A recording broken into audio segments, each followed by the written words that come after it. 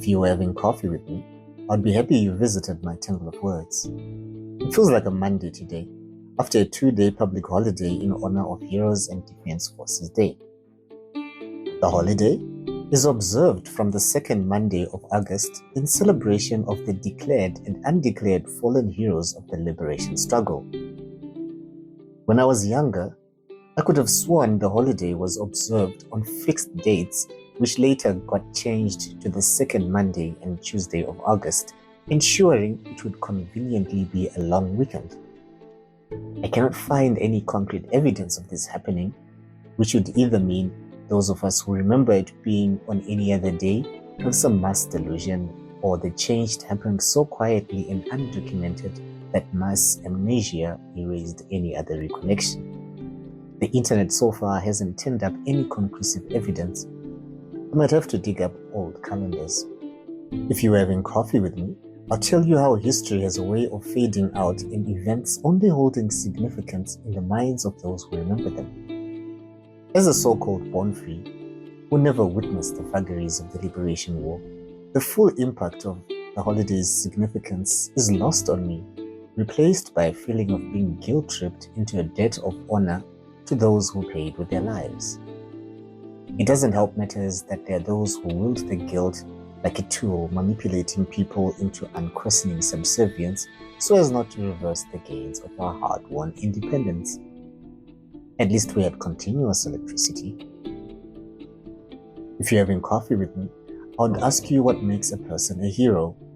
If a country has been in a state of peace and stability, would it mean that there will be no more heroes?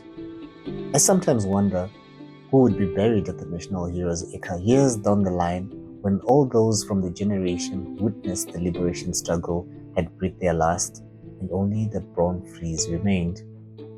For this year's Heroes Day, I was impressed to see them recognize some ordinary people who have behaved extraordinarily, like Mr. Sirizani Butao, a hero who pulled out people from the burning wreckage of a bus that had collided with a fuel tanker in December 2021. Peace and Lakmo Magaya, who rescued their grandmother from a crocodile attack earlier in the year. Most times, true heroes are just ordinary people who step up. Olympic athletes, for example, could get recognition for simply participating at the most grand sporting stage, before we even factor in medals and records. Teboho, who won the gold medal for Botswana in the men's 200 meters, had a public half-day declared in his honor so people could celebrate. He returned home to a hero's welcome.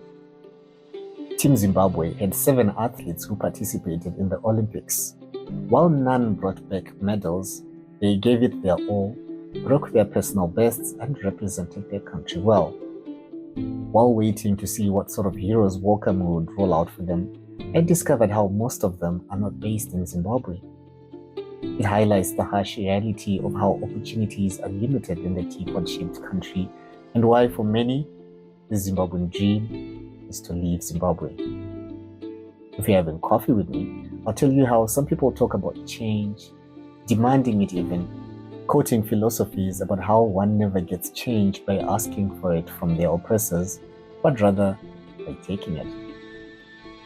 The irony is that the most vocal are those who have pursued their Zimbabwean dream, sending their solidarity and hashtags from the comfort and safety of distant lands. An interesting parallel to our struggle for independence is how those who survived the war and became our leaders were mostly out of the country during the height of the struggle. As for the others, well, we honor their sacrifice. Reminds me of a quote I read.